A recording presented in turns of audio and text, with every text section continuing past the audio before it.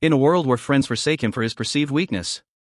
An ugly dude named Yogairai is a hidden deity, a god concealing his true power.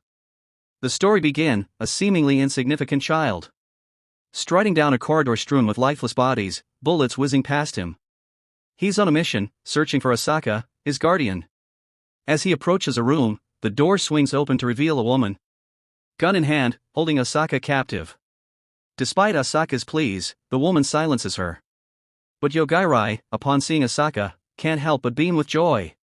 The woman warns him not to move, threatening to end Asaka's life. Asaka winces in pain, and then, in a blink of an eye, something shifts. A wave of energy sweeps the room, and the woman collapses, lifeless. Asaka is bewildered, but Yogairai simply embraces her, smiling and suggesting they head back. But then, the scene shifts. An older Yogairai is jolted awake by his classmate, Tomochika, who's in a state of panic. He rubs his eyes, recognizing her as the girl with the peculiar name. He recalls they were on a class trip and wonders if they've arrived at their destination. But Tomochika insists they haven't, and urges him to look around. Yogairai scans the bus, his eyes falling on his classmates, lifeless in pools of their own blood. He spots something strange piercing one of them, and decides to investigate. Peering outside the bus, he notices something coiling around it. Could it be a giant snake, or a lizard? To test his theory, he hurls a random microphone at the object. It turns out the dead can't fight back, but the object begins to stir. Yogairai's attention returns to the outside, and he realizes that the object is a massive wyvern. The beast takes flight, preparing to unleash a fiery breath on the bus. Suddenly, Tomochika clings to him in despair, a moment that triggers a shift in Yogairai's mindset. The feeling of a girl clinging to him sparks a change. He focuses his mind, opens a door, and utters a single word. Die! In the next moment, the wyvern collapses. Yogairai assures Tomochika they're safe, but she's puzzled and demands an explanation. Yogairai pulls out his console, urging her to calm down and recount what happened. He starts playing a video game, much to her annoyance. After watching him play for a bit, she criticizes his gaming skills and offers some tips. But she quickly remembers their predicament, and insists it's not the time for games. Once she confirms she's feeling better, he asks her to explain how they ended up in this situation. Tomochika reveals that their bus was driving through the night. But after passing through a tunnel, they found themselves in a strange field. Everyone was confused, and even her friend couldn't provide an answer. Suddenly, a girl named Cyan, the granddaughter of the great sage, boarded the bus. Their teacher stood up to protest, but Cyan silenced him permanently. She then casually explained that her power level was 530,000, and that she had summoned them all because she was looking for sage candidates. In a world governed by sages, Cyan reveals that their numbers are dwindling. To replenish their ranks, she has summoned them, casting a spell that causes several students to glow. Tomochika, however, is among the few who remain unaffected. Cyan explains that she has installed a battle song version in the glowing students, and they should see logos on their screens. Tomochika is puzzled and asks her friend if she sees anything. Her friend gestures in the air, describing colorful letters spelling out status. Cyan further explains that this system, known as the gift, can only be used in this world. Everyone must use it to strive to become sages within the next month. Tomochika raises her hand to ask why she didn't glow or see any logos. Cyan simply replies that some people are not compatible and that she should deal with it. Tomochika is taken aback, especially when Cyan reveals that if no one becomes a sage, they will all become livestock to produce magical energy. Cyan then announces that their first mission will start in an hour and advises them to avoid getting wiped out right away. She then departs, leaving Tomochika feeling bewildered.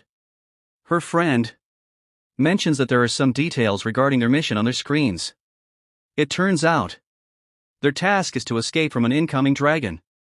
Yazaki, one of the guys, tries to act like a leader. He insists that they should try to clear the mission and that they all need to work together. For that reason, they need to discuss their strengths and weaknesses. Everyone writes their names and stats on pieces of paper, but Tomochika realizes that there are 4 students, including her, who didn't glow. One of them is Yogairai, who's sleeping. They all grumble about his carefree nap time until they notice everyone else stepping outside the bus. They also decide to go outside. But Tomochika stays behind to wake Yogairai up. The other girl tries to convince her to leave him behind, but they suddenly overhear 2 guys arguing. It turns out Yazaki won't let the 4 Join them. The delinquent complains, but Yazaki silences him, explaining that this is the power of a gift. He's only level 1, but he's way stronger than those 4 ordinary humans. The other girl tells Yazaki that if he's strong, they should protect them. However, Yazaki replies that this is part of the plan. Everyone is confused, and he tells the girl by his side to use her gift. She activates her charm ability, which doesn't affect anyone. Yazaki walks away, explaining that this skill makes her popular with monsters. In short, there's a nearby dragon, and by using that skill on them, the dragon will attack them, giving the rest a chance to escape. This was a decision that everyone with gifts made. Tomochika can't believe that her friend would betray her, but Yazaki reveals she actually did, but Tomochika knows that Yazaki must have forced her. Yazaki then steps outside and locks the door. They try to open it for a while, when they suddenly hear a noise outside. Tomochika thinks it's a dragon, when suddenly something crashes against the bus. The guy freaks out, and Tomochika notices the other taken out. After explaining the whole thing, Yogirai realizes there's a big problem. He has no way to recharge his console in his world. He then gets up, mentioning that according to Yazaki, it's now safe outside. Tomochika, puzzled by the sudden demise of the dragon, questions Yogirai. He nonchalantly shrugs it off, attributing it to the dragon's unfortunate crash. They decide to make their exit through a window, stepping into a world with options: hills, city, or forest. Suddenly, Tomochika spots something in the sky. Upon closer inspection, she realizes it's 3 of their classmates. Yogirai, impressed by her keen eyesight, contemplates whether he should eliminate them. Tomochika is taken aback by his casual talk of killing, but Yogirai justifies it by pointing out their abandonment. As the guys approach, they notice Tomochika is still alive. One of them grumbles about his foiled plans of turning her into a zombie for his amusement.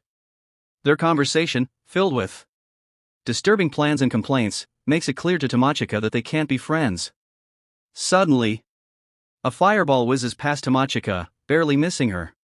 The guys continue their chatter, discussing their magical abilities and roles: a healer, a hero, and a necromancer. The fireball caster beckons Tomochika to join them without resistance. She's confused, but it soon becomes clear that they have unsavory intentions towards her. Yogirai admires her courage in such a situation. The necromancer complains about her closeness with Yogirai, but Yogirai dismisses it, saying he can handle the conversation. He points at the fireball guy and orders him to die. The others laugh it off until they see the guy collapse. Yogirai warns them not to move, but the necromancer attempts to check on his friend. Yogirai orders him to die as well. Now only Fatso remains. Yogirai warns him that if he moves, he will die. He promises to explain his ability and instructs Fatso to confirm the others' deaths. Fatso complies, using his healing ability, but to no avail. In a world where dragons exist and magic is real, Tomochika discovers a shocking truth. The dragon's lair is none other than Yogirai, a fact he's been keeping under wraps. Tomochika's anger flares at his secrecy, but Yogirai has his reasons. Stating he only retaliated, he then reveals his unique ability: instant death, which allows him to kill any target just by thinking about it. Fatso finds this hard to believe, but Yogirai is more than willing to prove it. In a surprising turn of events, Fatso, having accepted defeat, but his true intention is to launch a magical attack. However, Yogirai, with a calm demeanor, instructs him to halt. Fatso is left bewildered, as Yogirai reveals his unique ability to sense murderous intent. To add to the intrigue, Yogirai can merge this ability with others, eliminating the need to identify his potential assailant. Overwhelmed, Fatso surrenders, tears streaming down his face. Yogirai questions their premature arrogance given their newly acquired skills. Fatso discloses a shocking truth. This is their second visit to this world. They had previously triumphed over the demon world and returned to their own. Yogirai turns to Tomochika, inquiring about any missed classes, to which she confirms there were none. Fatso further reveals that upon their return home, only a few hours had elapsed. In a thrilling turn of events, Yogairai is on the brink of ending Fatso's life. However, Fatso pleads for Tomochika's intervention. Tomochika, owing her life to Yogairai, coldly suggests that Fatso should face his fate. Fatso, desperate to survive, reveals a mysterious item, a slave collar. He promises that whoever places the collar on him will become his master. In a bizarre twist, Fatso places the collar on himself and begins to approach Tomochika with a perverse grin. Tomochika, however, commands him to halt and the collar begins to strangle him. She inquires if there's a way to renounce her newfound mastery over Fatso. He complies, revealing that the ownership can be transferred. Without hesitation, she transfers it to Yogairai. Yogairai, showing mercy, spares Fatso's life. In a surprising twist, Fatso is instructed to venture into a monster-infested forest and await further orders. Before his departure, he's commanded to abandon all his possessions and keep the existence of Yogairai and Tomochika a secret. Fatso, albeit reluctantly, complies. Tomochika, concerned, questions the morality of their decision. Yogairai, however, assures her that it's for the best, given Fatso's inevitable betrayal. Tomochika's cheeks flush a rosy hue as she stammers, unable to find the right words. She and Yogairai had never really had a deep conversation before. She gathers her courage and asks him, "Why did you choose to protect me?" Yogairai, caught off guard, initially shrugs it off, claiming ignorance. But Tomochika persists, and finally, he confesses. It was all because of her compelling, intriguing, and irresistibly juicy storyline.